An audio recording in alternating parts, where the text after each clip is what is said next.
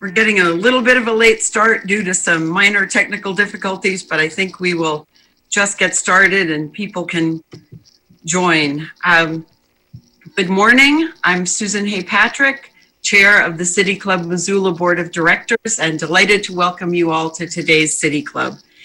As fall begins, I hope you're all continuing to stay safe and socially connected, even if still somewhat physically distanced.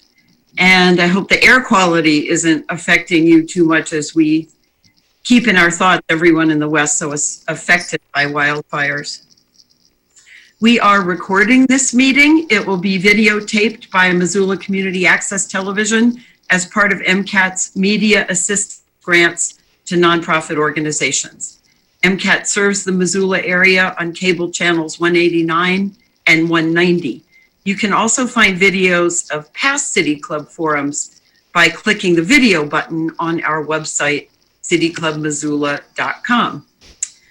City Club's mission is to bring people together to inform and inspire them on issues vital to the community through public forums that encourage the discussion of new ideas and the free exchange of thought. We work to foster civil discourse and mutual respect where civically engaged people of goodwill can gather, learn from each other, discuss issues with each other, often from very different perspectives.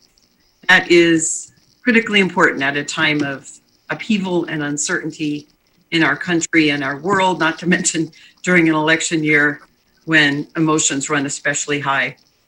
I want to thank our sponsors listed on the slides. A special thank you to our executive level sponsors, Blackfoot, First Security Bank, and the University of Montana, which provides us with their Zoom platform.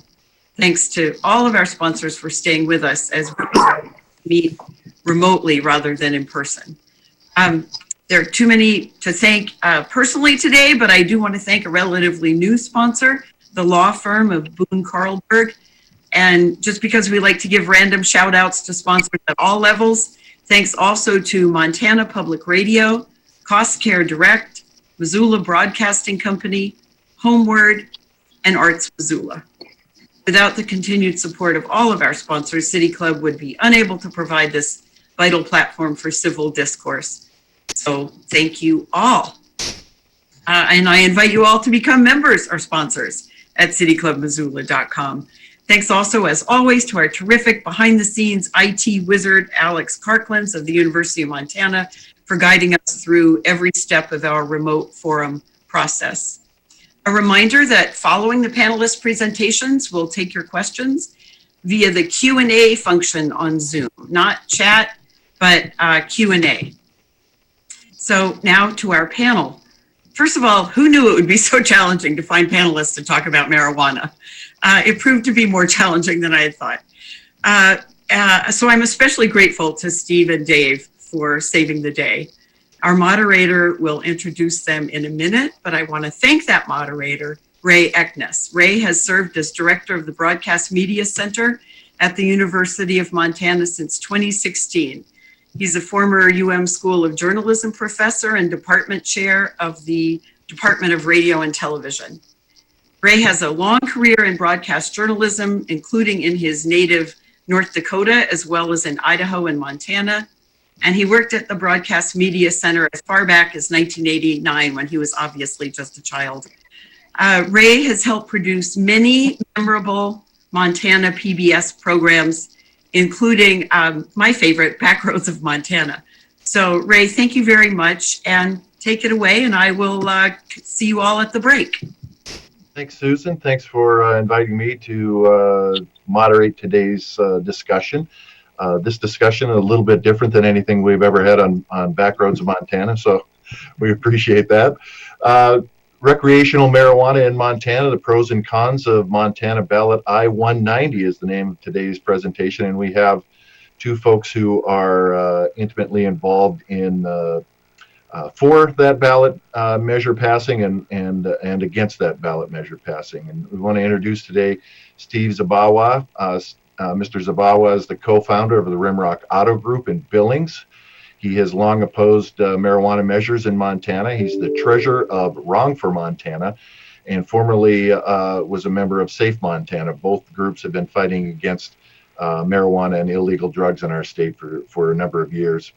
He's working with Smart Approaches to Marijuana Action Committee to oppose I-190 and CI-118.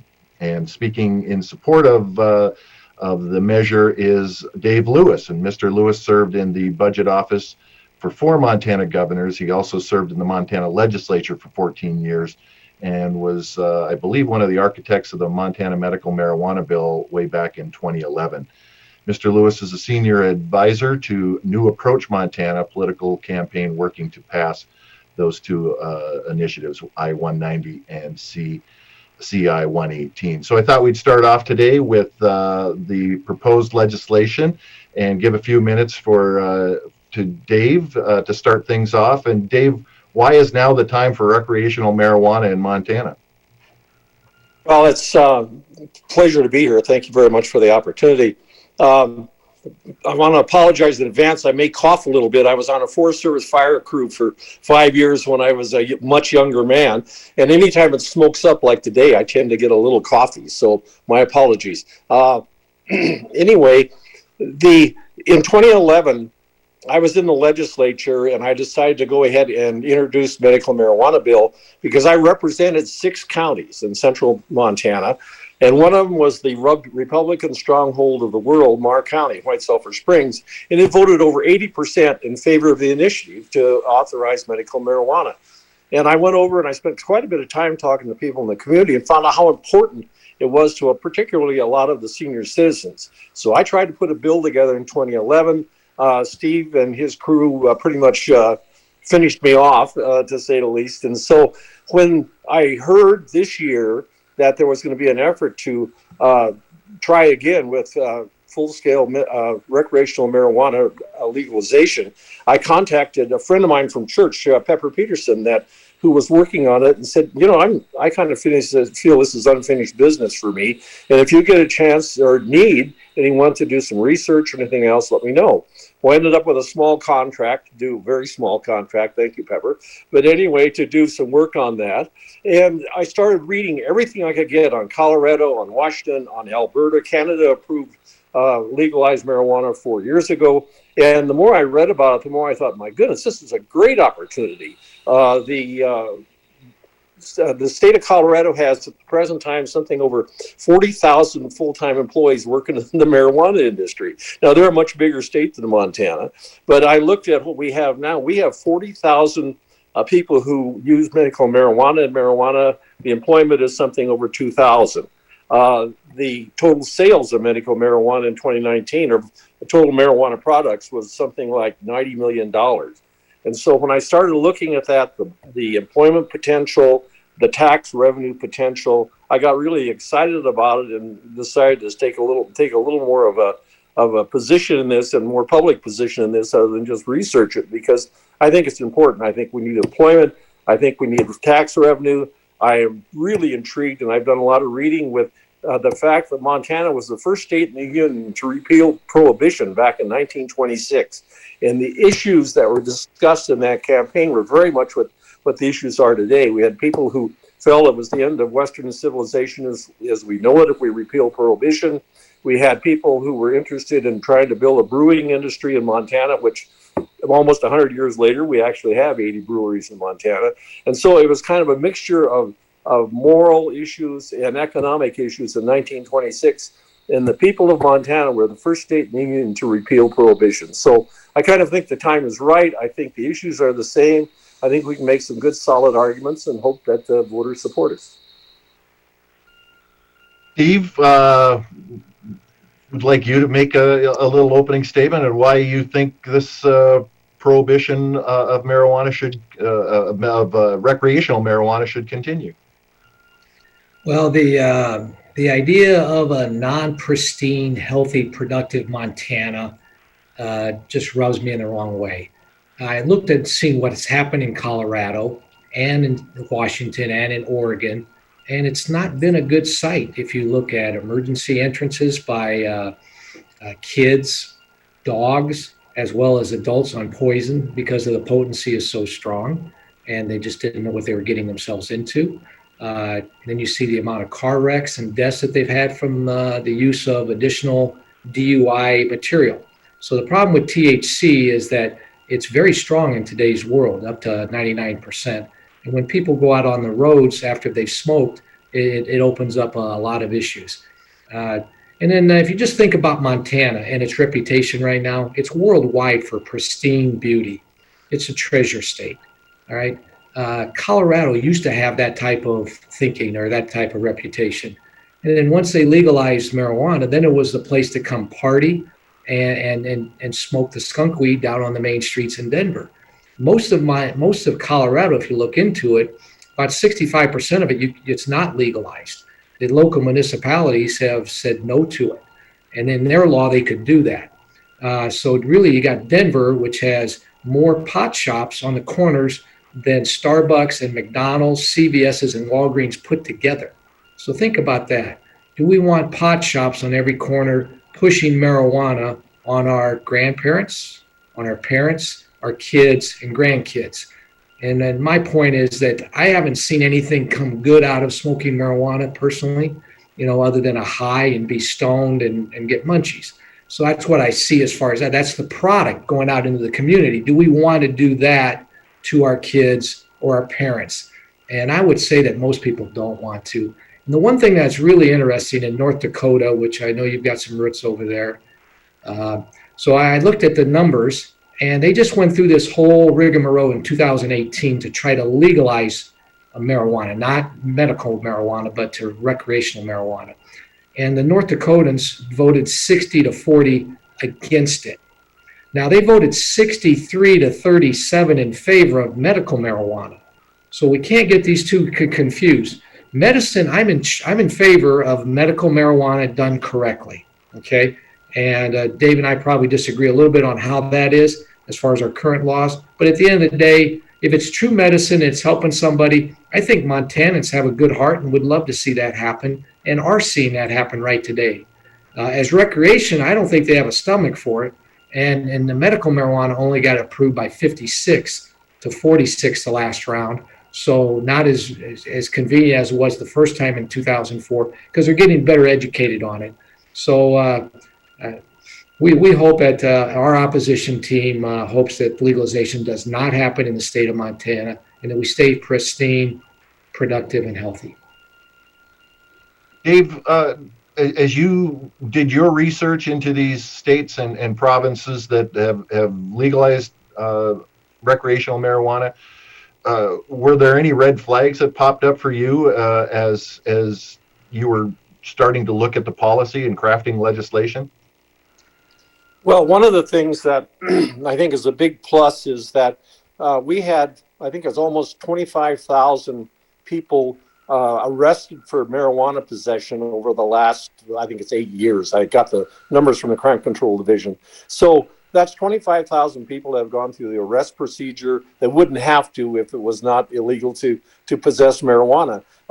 There have been a lot of accusations that it increases traffic accidents. I simply have not seen good, solid, documented proof of that. I don't think there's been a single conviction for driving while impaired with marijuana in Montana. I haven't been able to find any record of one. The numbers we got out of Colorado, the numbers are based on autopsies. There's no real proof that there was an impairment of driving. There was certainly proof that they may have been smoking marijuana, but there's no real connection. So again, I think that's real overstated. It's like anything like drinking beer or anything else. You know, as an adult, you have to make a decision to be responsible, and you can overdo it. There's no question about that. But again, we decided a long time ago that adults should be able to determine what they do as far as consumption of alcohol. And I think that at this point, we've got a record of 40,000 people who use medical marijuana in Montana. I have not seen any record of a crime wave or a huge amount of deadly traffic accidents. And we've got 40,000 people. It isn't like we don't have some experience to look at. So to answer your question, I guess I think the concerns that are expressed are way overstated. I mean, it's real hard to find any solid numbers to back them up. Steve, do you see that big difference between alcohol consumption and driving or marijuana in driving? Is what do you see as the big differences there? Well, the big difference is then when you smoke a joint, you get stoned and you're not able to actually drive a car because you're on an underneath DUI. You would be over if you were blood tested and do one of the current tests that they do have out there in these states that have legalized it. They have testing now. So in Washington, after they legalized it, it was a huge increase on accidents as well as deaths on motor vehicles because of pot. Pot was on the scene. Same thing in Denver. The same thing happened. And these are documented numbers that are in reports. You just go to Colorado and just say marijuana report. They put out a new one every year, and they show you exactly how much it increased. It's been substantial. So the problem is when you drink, you can drink a glass of wine and still drive your car and not be impaired. You can't do that with marijuana. If you take in that THC content they've got in most of their products today, you're stoned. You're not capable of reacting in the time that you should be reacting. And so people that normally smoke, they try to stay off the streets because you don't want to drive an automobile and kill somebody. So yes, people can make good choices on that area, but do we really want that many more people? Here's the big number that I saw in the whole deal, is that in the state of Colorado, as well as the other states, is basically first timers just went up huge after they legalized it. And in every age bracket, whatever the normal usage rate was of 10% or 5 or 15, it doubled within a year of legalizing it. So you got twice as many people on marijuana as you do if you don't legalize it. That's one number you can't refute. It's just plain and black exactly as far as how many users were using it. So now here's the bigger problem, is that the people that use marijuana, they're, I'll say this correctly, according to the studies, they're 3 times more likely to move up to the white stuff. So heroin, meth, cocaine, and some of the other ones that are out there, crack and stuff, so forth. So if you want to have more meth problems than what we have currently, which we have enough as Greg Gianforte and all the other guys are trying to come in here to correct, Tim Fox has been fighting that battle hard, and so is everybody else. But you double all your issues. So do you want to have twice as many people smoking marijuana in your community, and do you want to have twice as much of the problems that come with it? That's really what it comes down to. Now, we're Wrong for Montana is on the same page with Dave Lewis. We would like to have lesser criminalization on marijuana, okay? So decriminalize it basically, and have tickets and do whatever's necessary to spank that person, and they say, hey, you can't be driving your car with this stuff. You need to not have this in your system or have it on you, and keep it controlled. We don't need to be sending anybody away to prison for that. That's not the case. But it's like alcohol, drinking a 6-pack or whatever. You shouldn't be doing that. You're going to get fined, and if you do it repetitively, we're going to talk. And then you're going to have to go to classes or whatever else you have to do to get off the addiction. The problem is every time someone goes on it, and starts smoking it, 10 to 20% of those people get addicted to it. So it's not a large number, but it is another number that continues to put more addiction in families that don't need that, because there's nothing healthy that comes out of that. Dave, your comments on that? Well, I guess I'm always, I've been kind of doubtful out of this idea of decriminalization. What the heck is the difference between decriminalization and legalization? That's a pretty gray line. I think you're going to have a lot of problems with law enforcement and people trying to deal with decriminalization. I don't understand how you'd end up to be better off. I think that, in fact, that again, adults should be able to make the decision, and we ought to legalize. I was thinking back to when medical marijuana first started in Montana, and I mean, there were some problems, I think, that maybe were unforeseen. And I know that we probably don't want to recreate those problems with the recreational marijuana as we move forward. Dave, is there stuff that we would be the 13th state, Montana would be the 13th state to allow recreational marijuana. Have we learned enough from the other states who have done this of what could go wrong, and that we can try to head off some of these problems before we ratify this? Well, I guess I look at the current medical marijuana industry in the state, which has 40,000 people who are approved to use medical marijuana. I'm not aware of any big problems with the state has a very strict inspection process and licensing process.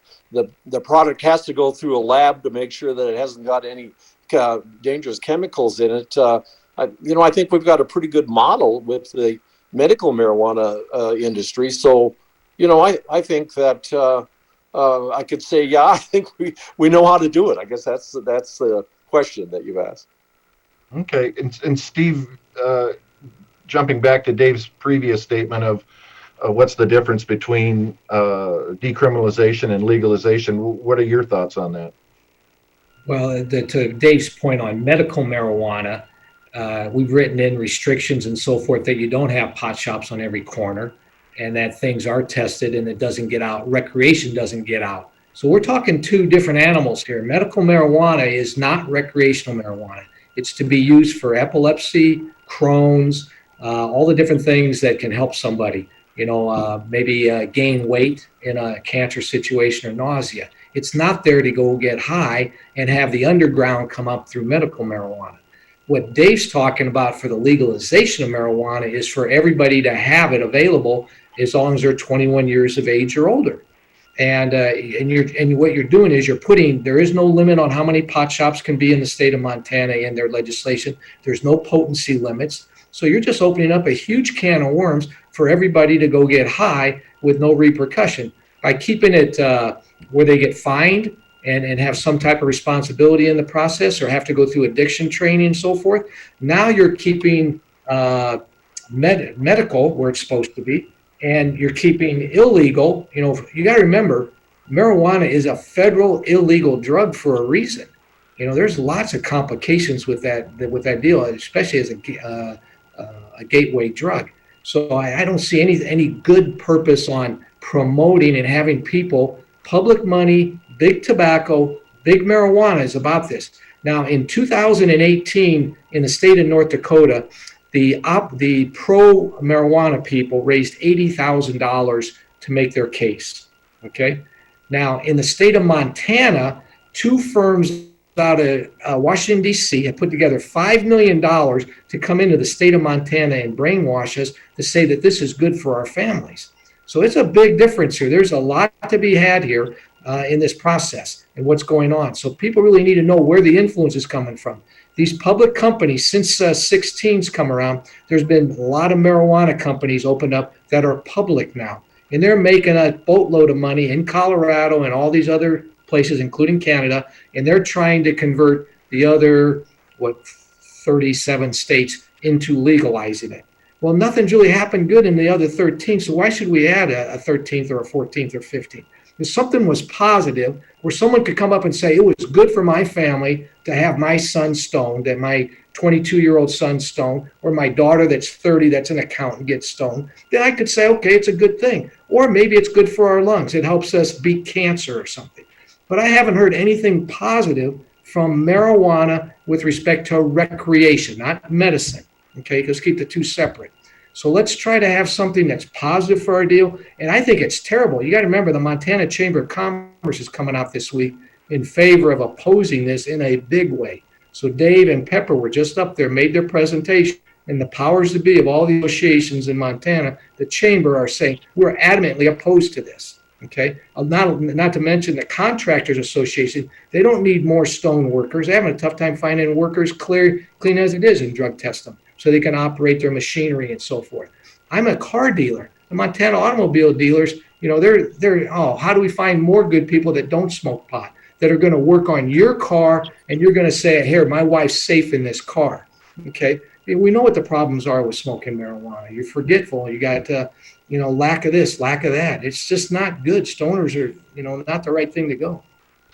But isn't that part of the personal responsibility that, Steve, isn't that part of the personal responsibility that Dave's talking about? That if you want a job in this area, you have to be clean. And doesn't that come down to what I feel for me and my future going forward?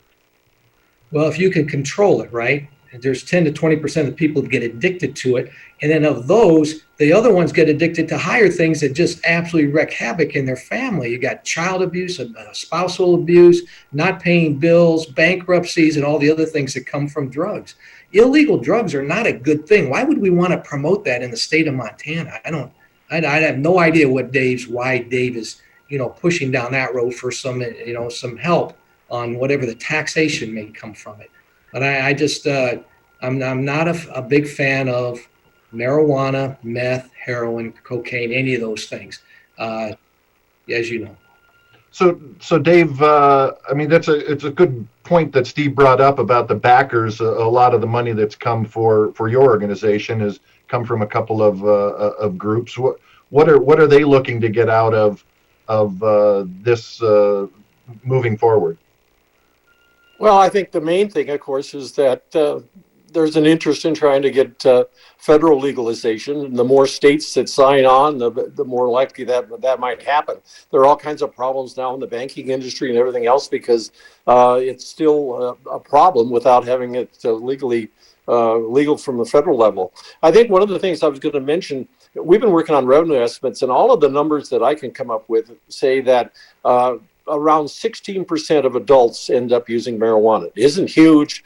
Steve's kind of indicating, my goodness, it's going to be a wave, then the whole population will go out and start buying marijuana. It runs about 16%. And we're using that as far as developing our revenue estimates. And that's based on census data and data nationwide. I guess the other thing I was going to go back to was he mentioned the Chamber of Commerce. Colorado has a zero tolerance policy. If it's part of your employment process, you have to agree to be able to pass a drug test, and you have to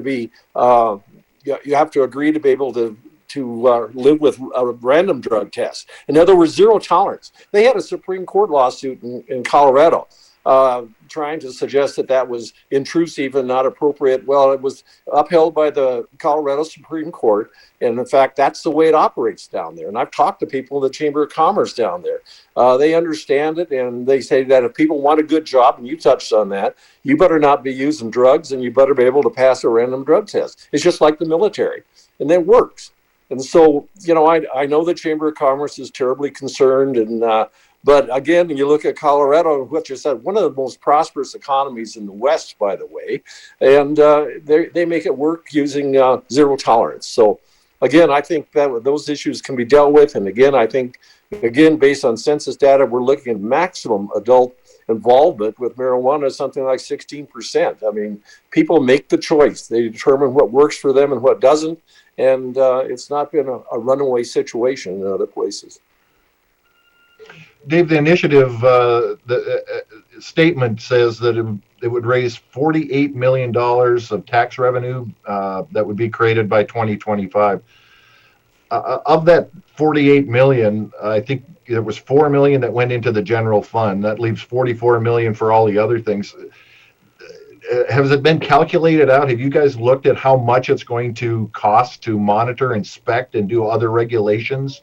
Yeah.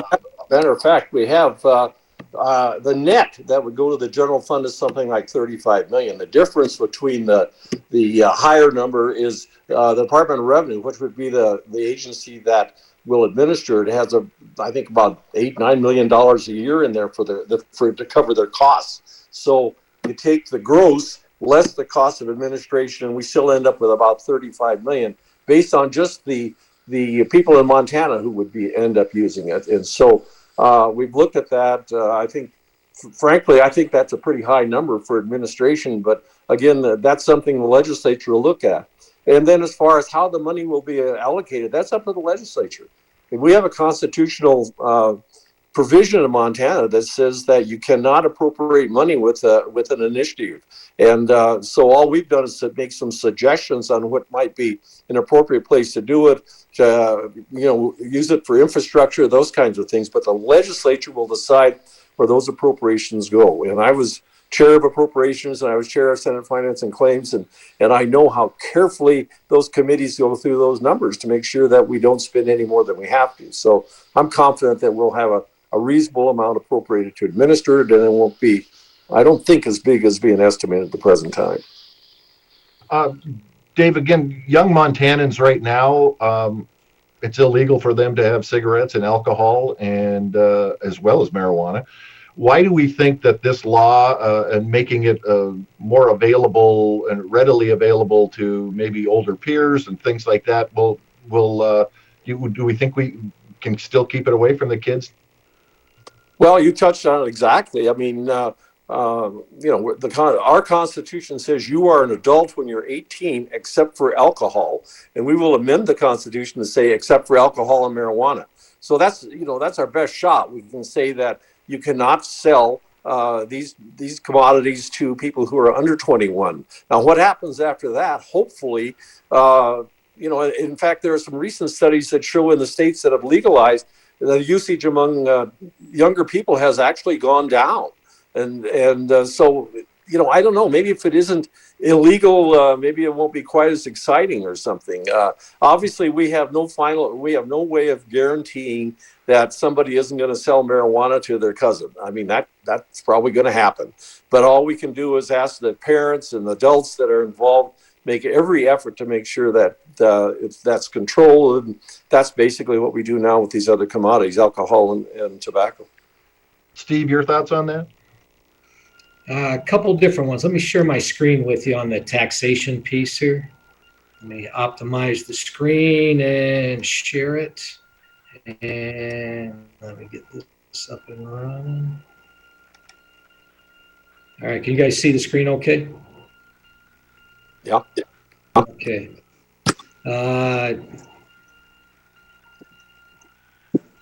Now, revenue versus reality. This is what Dave is an expert in this category.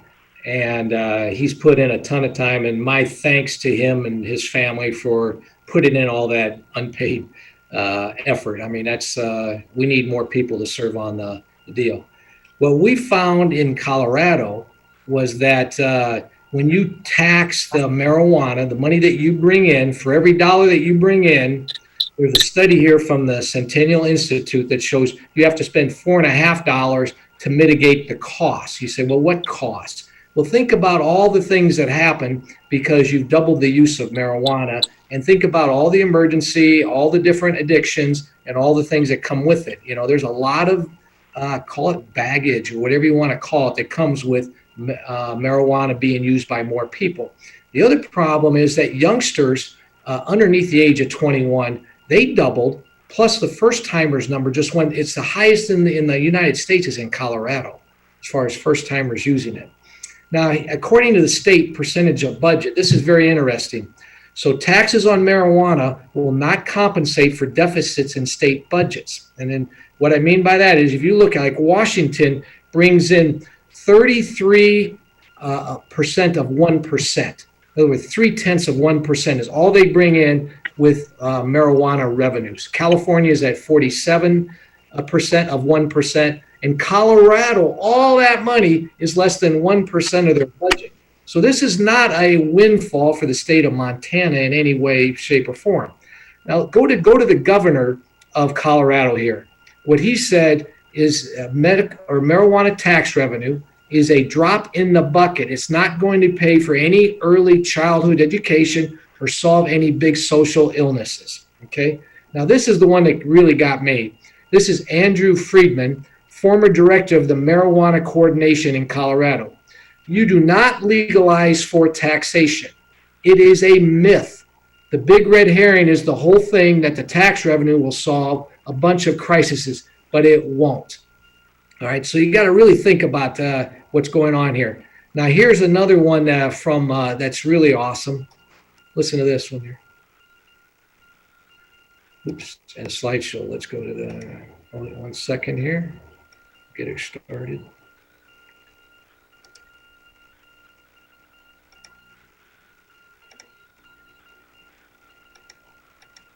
All right, may or may not get it started. Oh, you know what? Excuse me, wrong place.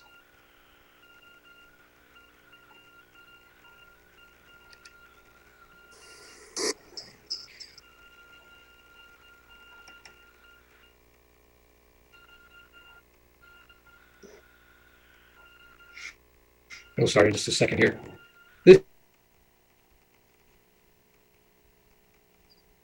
is the former Denver mayor for 12 years, and he had a really good thought process on this whole thing.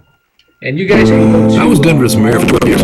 That was my recreational marijuana. The city has changed a lot since then, some of it for the worse.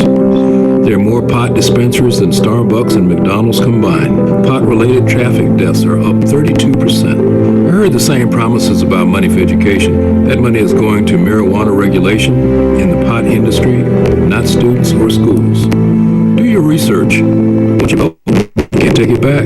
I wish we could. so these are this mayor and the governor of Colorado. So I don't see a lot of hand clapping there. So that's what I've noticed when I've been doing my research, and I've been studying Colorado now since 2012. Dave and I met a long time ago over trying to legalize or somehow tax marijuana back in 2011. And I've been just studying and trying to figure out a way to do it the best possible way for the state of Montana. And I think we've done a good job on medical marijuana, and I just don't see where the upside is for our families and our constituents to legalize. I don't see the money, the uplift there, and I don't think my kids at the house, if this is good for them and saying it's okay to use it, is a betterment for my family. So I'll leave it at that. Steve, can you unshare your screen then, please? Thank you. Dave, your thoughts on what Steve just presented? Oh, yeah, this is really interesting. He was quoting the past governor of Colorado, Hickenlooper. The current governor has actually been very supportive. In fact, he made a big deal, I think it was this summer, about the fact that Colorado had collected $1.5 billion in taxes since marijuana was legalized. I mean, a huge amount of money. A large chunk of that goes in Colorado into a program to build schools. But he's been very supportive of the program. The current governor, I think it's Paulus, is very supportive of the program and certainly recognizes the impact of the dollar collections.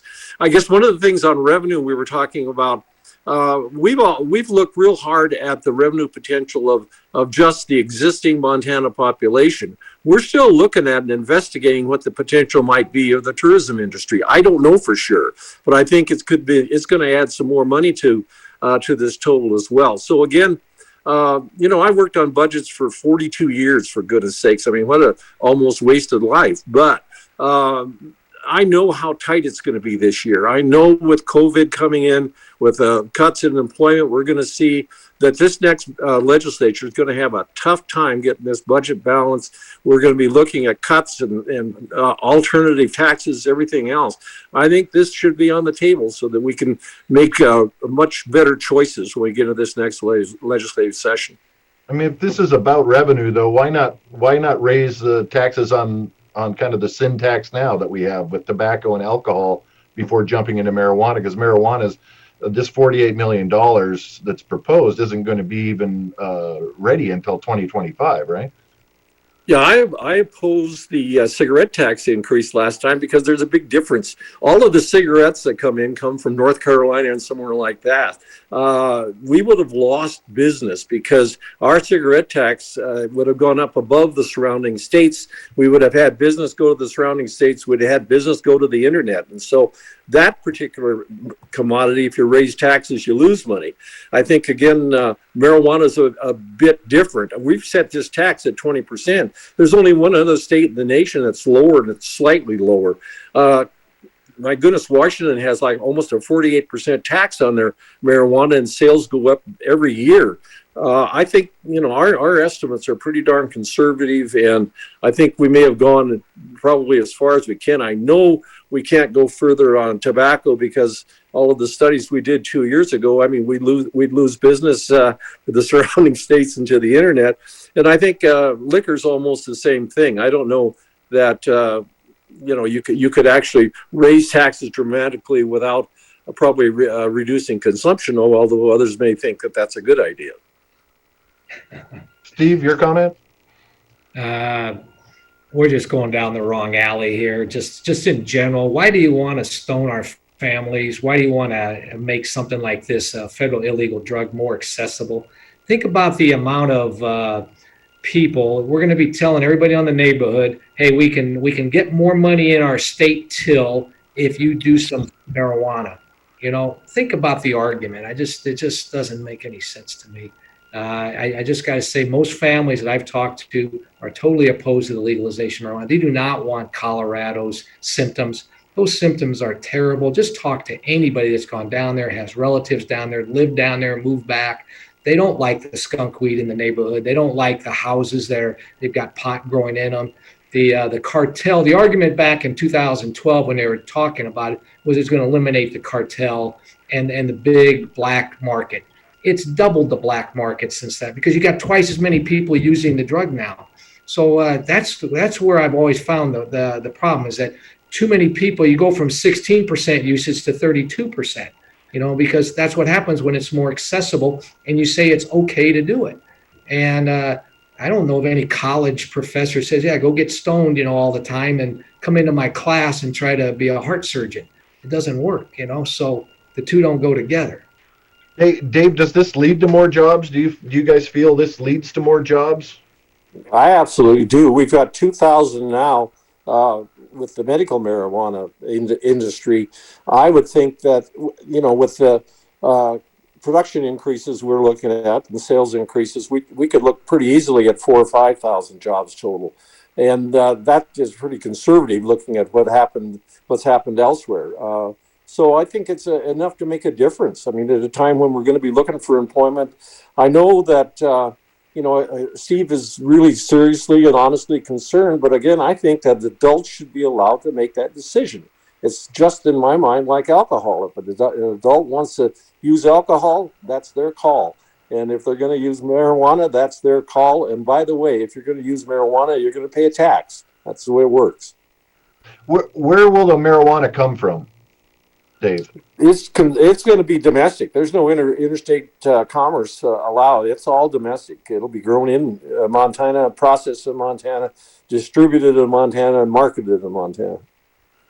I know other states have had problems with supply. I think Washington was one where they tried to get it from out of state. We don't see that problem coming up in Montana then, Dave?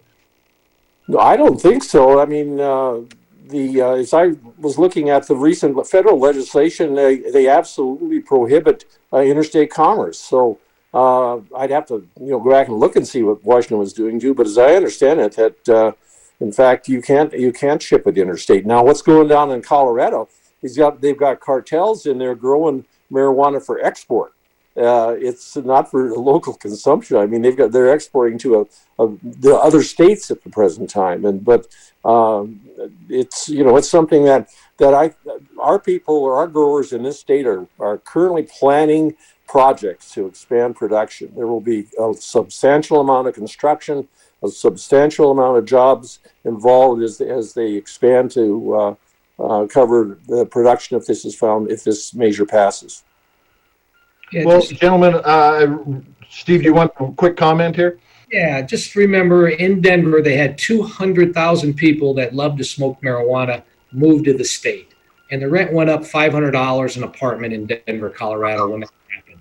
Okay, so I don't know if that was a good thing. And all their different society issues doubled, the street people, missions, and all that type of stuff because of the quality of the character of the person coming in and making poor choices and being stoned all day. So I don't see why we want to have Cubans coming in and opening up and buying houses in our good neighborhoods and growing as much pot as they can in that house because they grow it inside. They totally trash. They rent your house for $2,000. They grow it for 6 months to a year until you catch them, and they haul all that stuff out and export it just like Dave.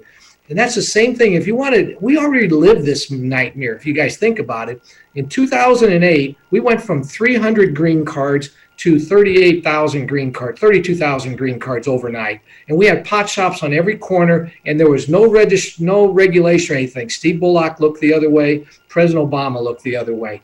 And that's when Dave and I met in 2011, and we put legislative together to tighten it all down and put, as Steve Bullock said, some sideboards on it. And that's what we did. And it went down to 7,000 medicine holders at that time, from 300 to 32,000 back down to 7,000. What we're going to do is absolutely open up this door to explode in the state of Montana. and you're going to see pot shops, and those operators are very good at what they do. They make cookies, they make candy, they make everything look so good that they push that out to your family. And your family's there's going to be more issues in your families taking federal illegal drugs. You got to remember, this THC is done by the FDA. They monitor that. They have made it a Schedule I drug. This is not good. This is not like it's just some 6% Coors Light beer. This is not the same stuff. This is nothing good. And not only that, it has huge impacts in your brain if you're under 25, and you got huge lung issues. So how do we want to even spread this disease and collect tax on it is beyond me. So I think we really got to take a hard look at that and just say, that's why North Dakota voted 60-40 against that. And the last time Montana did a really good poll on this with the state, that the Montana State University did, it was 60-40 also. I don't see this thing passing, number one, because there's too many people with good common sense that illegal drugs are not good for my family, or not. I don't want pot shops on my corner. So I'll end with that. Well, thank you, guys. We're going to pause for just a second. Susan's going to come back on here, and we will look to our City Club members here for some questions as well. Go ahead, Susan. Thank you both, gentlemen, for a very robust discussion.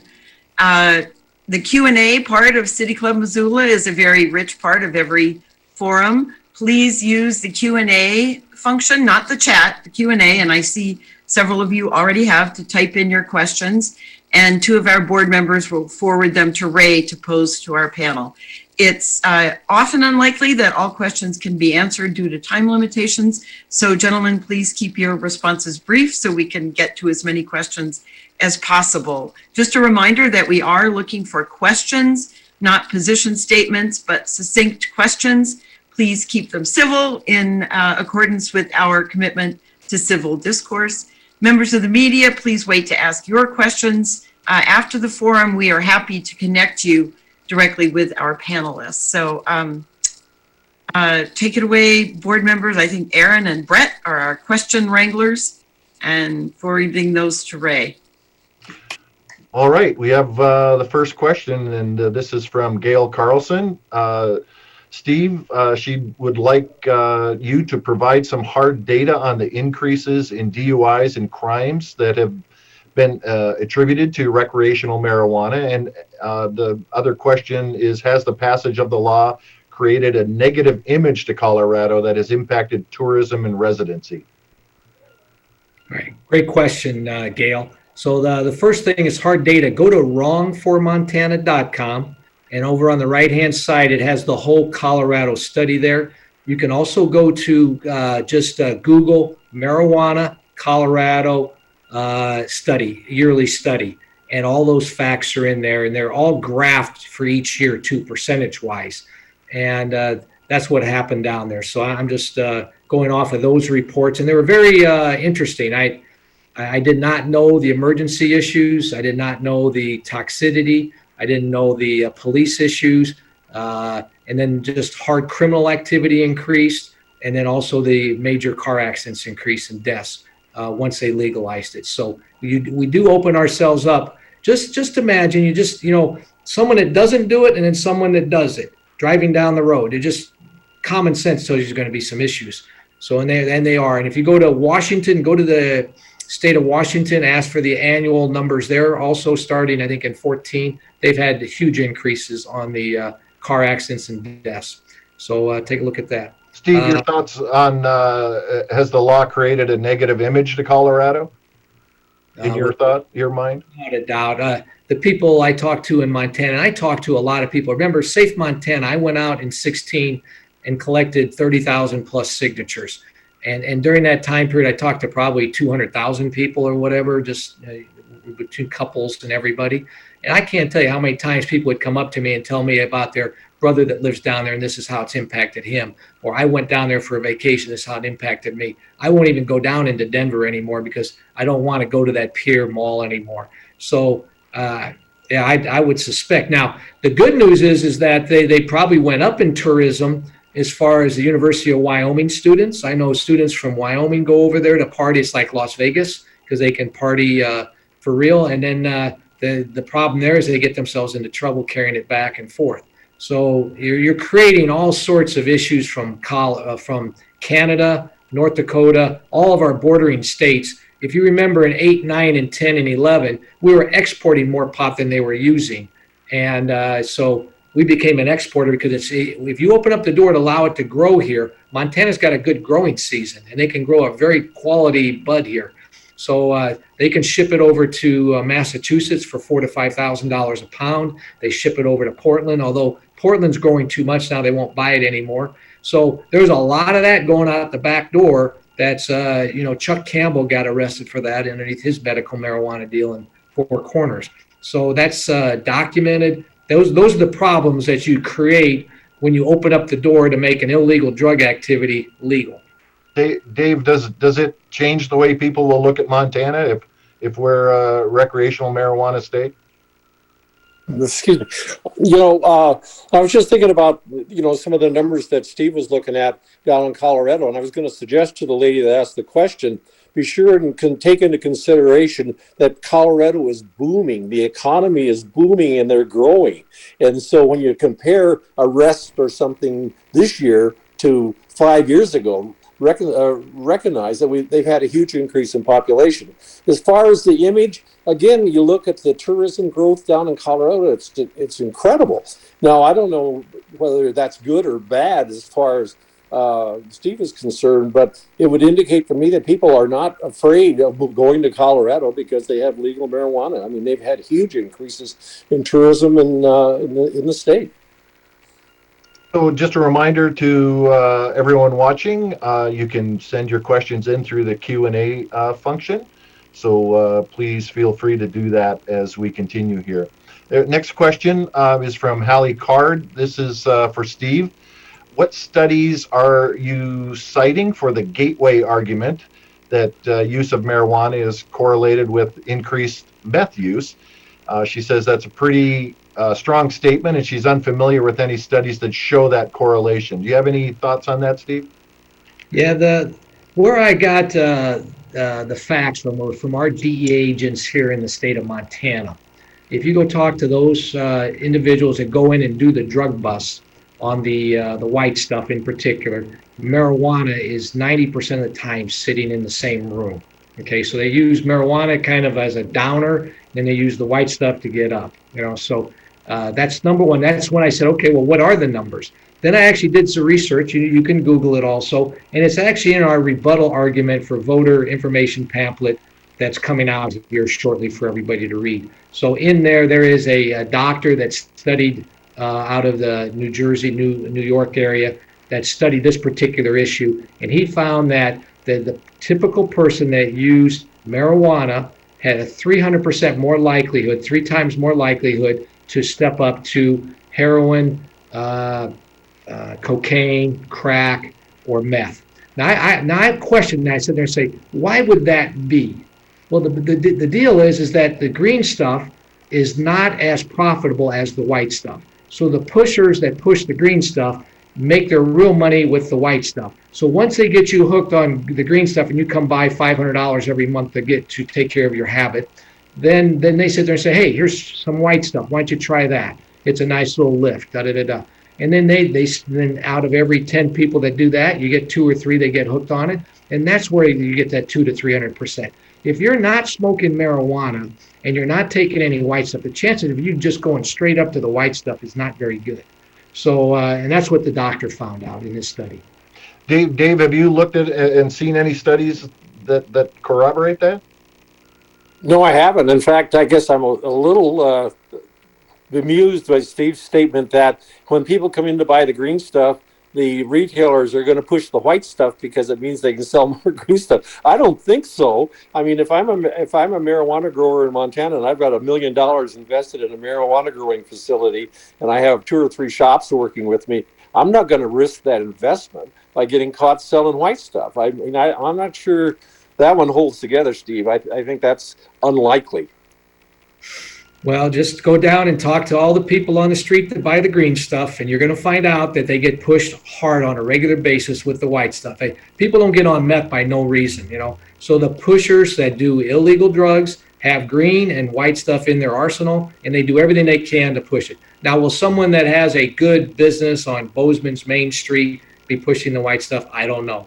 I know it happens here in Billings, and I know it from personal examples of different people coming to me and tell me exactly what happened.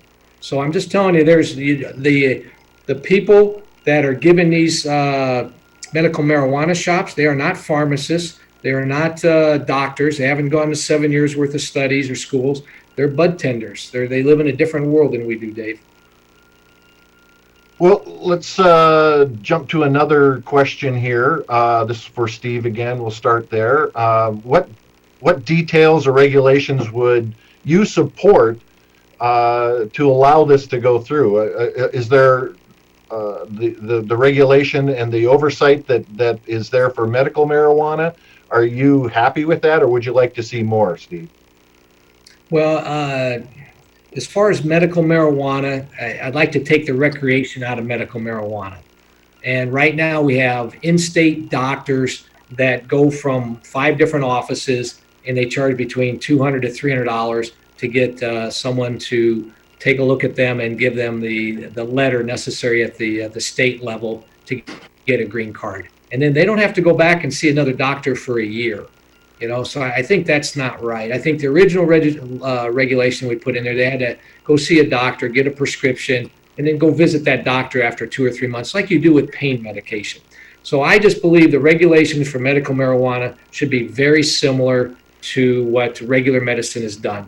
So you cannot get a prescription from a doctor on pain medication for anything for more than 30 days. Then they can write 2 more scripts for another 30 days, so 90 days. We're allowing someone to go to a year without seeing another doctor to see if the medical marijuana is working correctly and based on them using other drugs. And we don't have a pharmacist involved in the process. So I think no pharmacist and no doctor for a year is the loophole in the medical marijuana right now.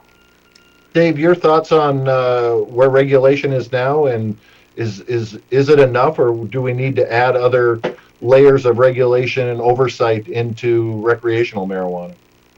Well, as I said earlier, I've never used it, nor can I, because I can't smoke. But I have talked to people who run some of the dispensaries, and in Helena in particular, they've told me that their average customer is a woman between the ages of 65 or 40 and 70 who comes in once a month and buys some to deal with aches, pains, and anxiety.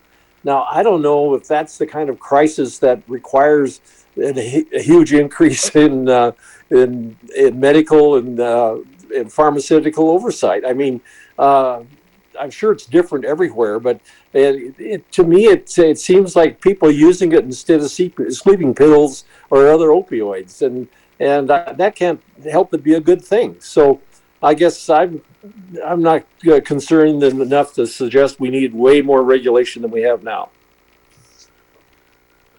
Well, we have another question. This one first for Dave.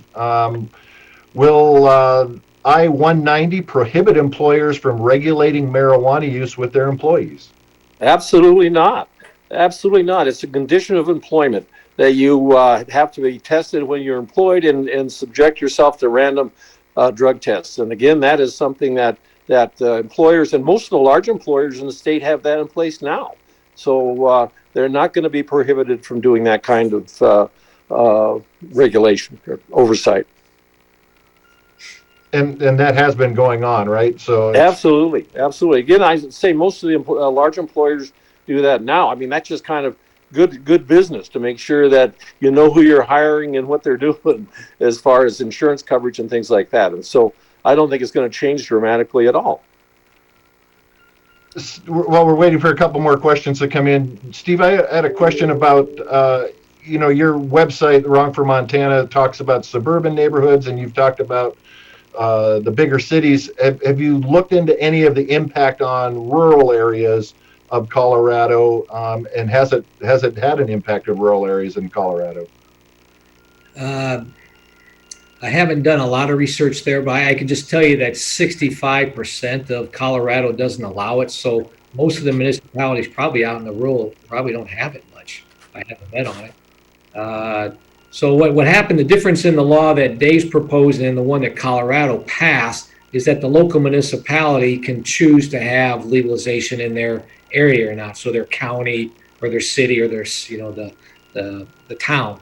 So that's part of medical marijuana that's approved right now with I-182, is that if Billings doesn't want to have medical marijuana, they can vote from a city council standpoint to not have it and not be forced to have it in their town. Okay. So that's done some good, that's a good thing to have in there, to give some flexibility within the state on who can legalize it or can't. So that's from that standpoint. So we have another question. We'll start, I think, with Dave on this one from Molly Galusha. She asks, will this affect hemp production and availability? And has anyone looked into the revenue in Idaho and Wyoming and what they generate busting? Has anyone looked into the revenue Idaho and Wyoming generates busting Montanans bringing home legally purchased marijuana? So Dave, you want to start with, does this affect hemp production and availability?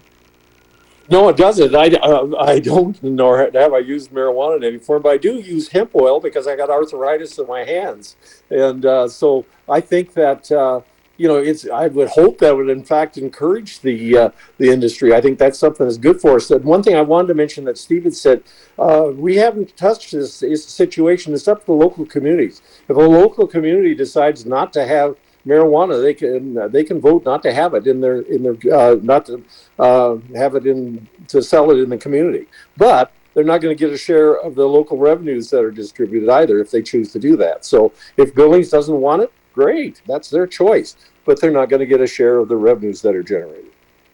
Does that include in some of the counties, if they didn't want to sell it, they can't produce it as well?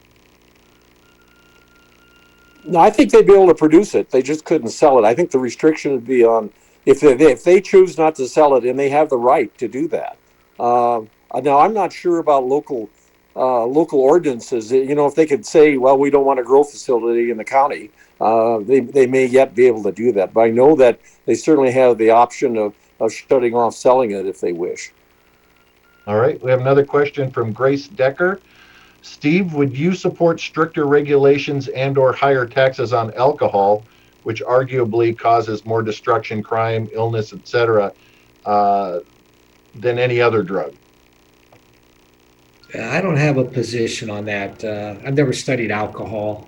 I don't use it, so I'm not very familiar with what the taxation is or how that would affect anybody.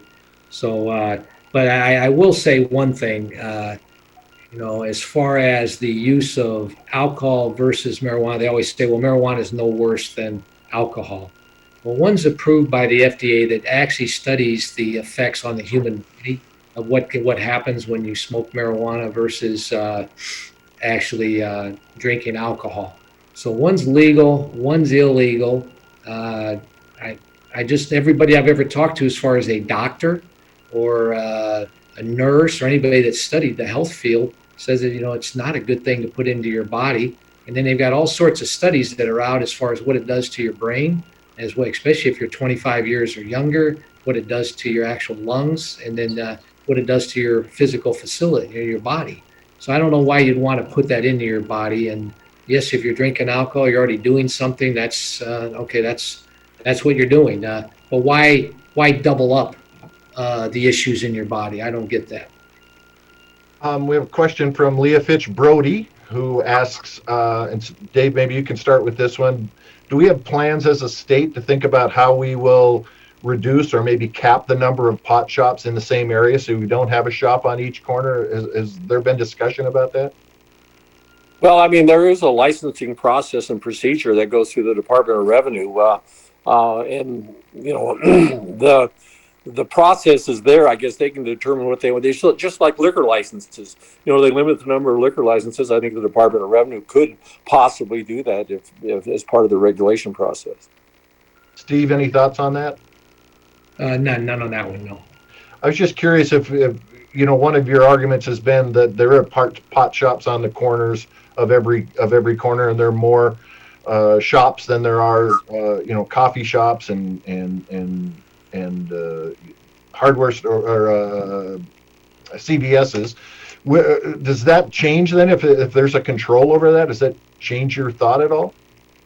No, because if you go to LA, they tried to control it somehow. But again, for whatever reason, they got more pot shops on the corners than all the pharmacies and Starbucks combined. And if you really think about that, that's incredible. And especially if only 10 or 15% of the population is using the drug, why do we need that many places? So um, I'm in favor of none of them on any street corner. I'm in favor of a productive, pristine Montana, healthy families. So I come at it from a different sense of why you don't want to have it. I don't come at it from a taxation standpoint or how many stores we should have out there. That's if it does get legalized, we'll have that discussion in the House and the Senate at that time when the governor would approve it. So. What when you've used the term pristine a number of times, is that pristine with just in regards to marijuana, or are there other things that would make it more pristine? Well, we have pristine right now. We have beauty. We're the treasure state. We have great rep on the street. People come worldwide to come to Montana because it's clean, it's clear, the rivers are awesome, the fly fishing, the snow skiing. If we want to encourage people coming from around the world that are pot smokers to come to Montana and get stoned in Montana, that's what we'd be doing by legalizing it. So that's what Colorado did. That's what happened down there. It's the same thing with Vegas. Do you want to be known as the party town? And do you want to have all that type of activity going on and that skunk weed everywhere? Then that you vote for legalizing it. If you're not in favor of that, you would vote no, like the people in North Dakota did, 60-40. We have another question, Steve. This comes from Taylor Ang. Can you speak to whether you tried to open a medical marijuana shop in the past? Yes, yeah, that's a good question. So I had a bunch of real estate available in 2008 and 9 when the car business crashed in the downturn. And I had 4 or 5 different people approach me to be able to rent out my facilities. And so I investigated and said, okay, what are you thinking about doing? What will you do to my building? What do we need to change in here? And after looking at the electrical pole, looking at the smell, looking at the destruction that the weeds would do in the different commercial buildings over a period of time, 1 year, 2 year, 3 years, my wife pulled me off to the side and said, Steve, no, we're not even thinking about this. This is destroy our deal. We don't believe in it anyway, so let's not go down that road. So that's what happened. Thank you. Danny Howlett is asking Dave, can you please talk a little more about some of the safeguards and regulations that will be put in place if this initiative passes, that might allay some of Steve's fears, I guess? Well, I know that basically they're taking the medical marijuana structure and applying it to the proposed recreational structure. I know they have a very thorough inspection process of going in and looking at the growing facilities and making sure that they meet the regulations. All of the product has to go through a lab to make sure that it doesn't have pesticides and those kinds of things with it. I know that from a licensing perspective, they're pretty strict at the present time on making sure that people follow the procedures, and they're not selling to people who don't have cards, that type of thing, and that whole process would move forward with this initiative. That they would still have that. Again, I know a person who works in the industry who was telling me that last week she had a very, very thorough inspection from the state inspector, who spent like half a day going through their growing facilities to make sure that they met regulations. I mean, they take it seriously. And as I said earlier, and under this initiative, the Department of Revenue would take over that process.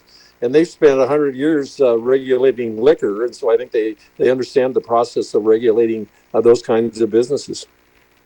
I mean, potency, I think, is one thing that Steve's brought up too, Dave.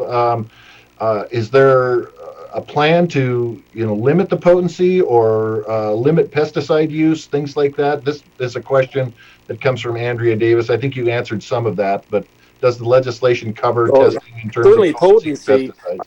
I know there's a lot of concern about potency for the edibles, to limit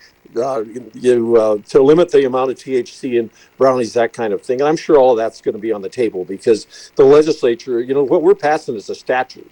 And the legislature is going to be able to go in and look at those statutes and tighten them up if they feel they need to do something like that. I know that'll be taken care of. And again, We have a good history of controlling the medical marijuana industry and that process, and those statutes are going to move forward.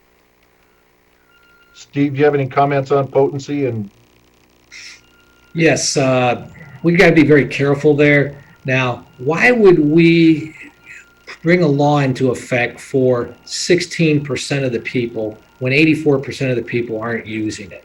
Okay, just think about that for once. Alcohol is a different thing. The majority of people use alcohol. Do we want the majority of people to get stoned? I guess that's what we really want to understand in our communities. So think about it bigger than just what Dave's proposing. Yeah, we just make a little change, we'll legalize it. Those 16% of people can come from underground, above ground. They can go to their corner store, buy their marijuana, and go home safely, right? That's what they're proposing. That's what they think is going to happen. But the reality is that double the people use the stuff when you got people pushing it on every corner. And they're always pushing. We've gone from 300 green cards from 2004 when we did medical marijuana to when they opened up the door in 2008 with Governor Bullock and so forth. And we went up to 30-some thousand stores. And then not 30,000 stores, but users. And they were able to get green cards from people from out of state. The marijuana people, for whatever reason, they're always working the angles, and they're very progressive, and they're very good at getting what they want over time. Who would ever thought that someone would pay $1.5 million to get the signatures to get this thing to put on the ballot, and they would have got the signatures in 1 month from Washington, D.C., not from anybody started it in the city of Billings or wherever. It takes a lot of time and effort to get signatures the right way. They went out and spent $1 million. They're going to put $2.3 million worth of ads on television over the next month and saying that this is going to be good for every Montana family, which it isn't. It's a bold lie. So what we really want to take a look at is what happens to our families after it's legalized, and go down and look at Colorado and go look at Denver. And if they're better off today than they were in 2014, I think we're definitely barking up the wrong tree. And I think healthy, productive Montana is going to go in the wrong direction. we have another question from State Representative Ellie Hill, who says she's interested in the decriminalization elements. Dave, could you talk to us a little more about the cost savings to the Department of Corrections and savings to the judicial systems and provisions relating to the expungement of prior convictions? Well, yeah, that's a real good question on expungement. In this initiative, there's an ability for a person to go back to the judge if they have a charge from years ago and get it expunged from their record. Again, we had 24,000 marijuana arrests in the 8-year period ended in 2018, and every one of those required full processing by the judicial and legal system, or by the sheriffs. They have to write the reports. They've got to deal with it.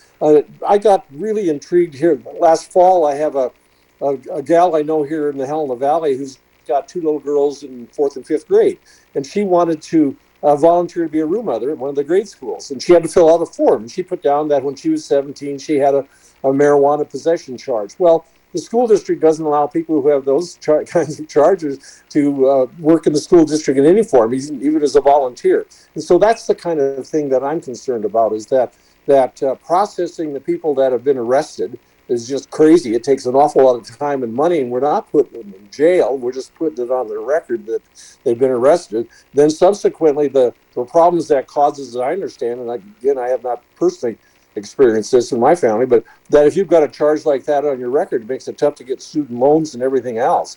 And so getting those charges off your record, and particularly if we pass this initiative, which makes it legal in Montana, just getting those charges off the record just seems absolutely really important. And I would hope that, in fact, Senator Ellie Hill would put a bill in to just automatically expunge all of the existing charges if, in fact, we make this legal, rather than have people have to go to the judge, which they would have the authority to do under this initiative. I'd go to a judge and ask for it. Heck, we ought to just take them off the record. Someone progressive like Senator Ellie Hill could probably do that.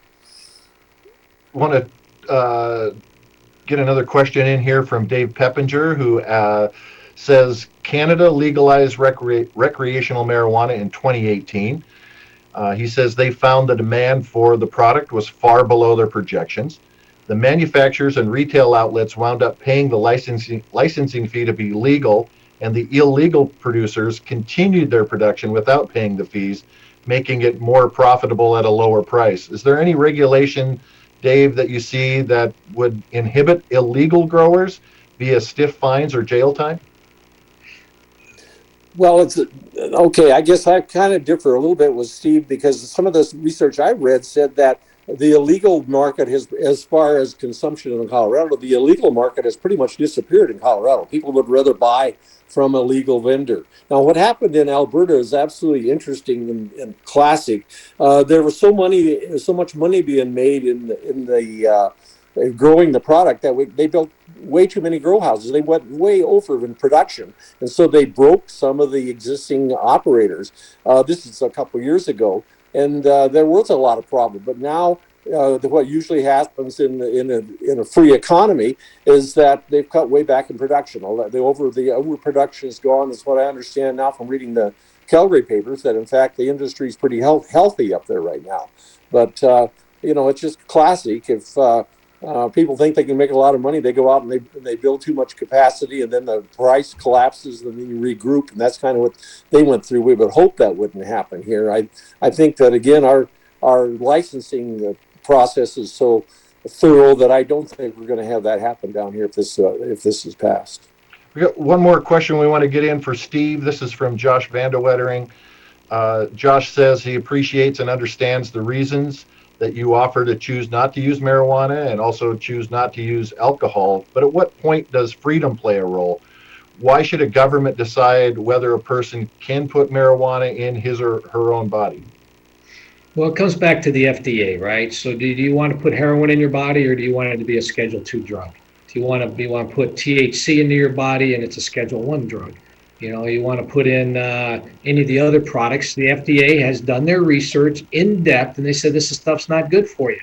And we want to put it into knowing that it's not good, and we've done tons of research on this thing, and even more research since it's been legalized, and nobody's been able to say it's healthy for anybody. So why do we want to do that to our bodies and to give people freedom to hurt themselves? So that's the wrong type of freedom that I think. Freedom is the ability to go out and climb a mountain, go out and be able to camp out over here, freedom to go do this, and freedom to do the great things that Montana can do. We do that, through licensing and so forth. But to go out and hurt ourselves or hurt our families and hurt our businesses, Dave brought up the point of licensing. Do we want to have more people, have less people available in our work pool that don't do drugs?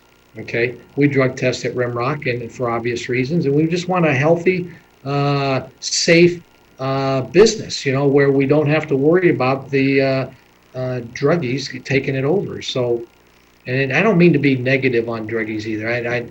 They're human beings. They're caught on addiction and all the different things. Let's try to get them the help that they need. And if it's something that's said to be not good for you, let's try to make sure that it's harder to get, number one. And then they make good choices. They're trained correctly and get the help that they need. So I'm in favor of decriminalization. I'm in favor of more education and more, getting people to better jobs, educate them and so forth. But smoking pot doesn't get you there. So I'm sorry. So just in closing then, just to look toward the election night, what do you think the outcome will be? Dave, you first.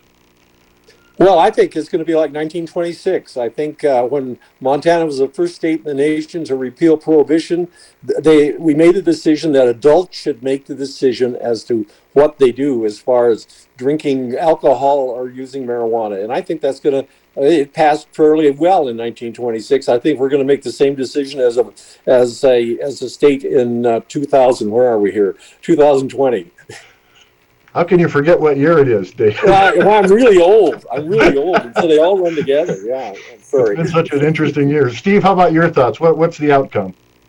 I don't get paid by anybody, and I got talked to a lot of people in the state of Montana. My gut feeling is going to be 55-45, a defeat for legalization. I just don't see it in the state of Montana where people want to go and then repeat Colorado.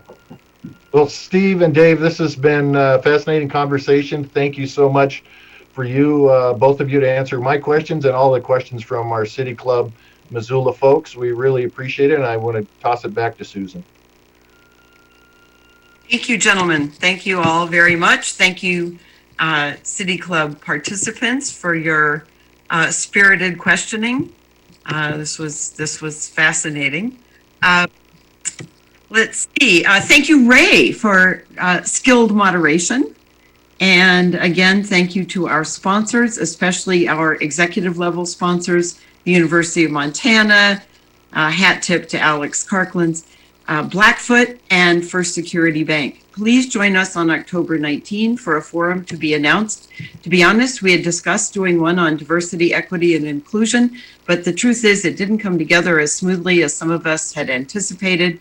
So we're going to put that off in the interest of getting it right rather than doing it fast. So please keep checking our cityclubmissoula.com website for details. And again, thank you all for being civically engaged citizens and coming to City Club today. Have a great day. Thank you, Susan. Thank you.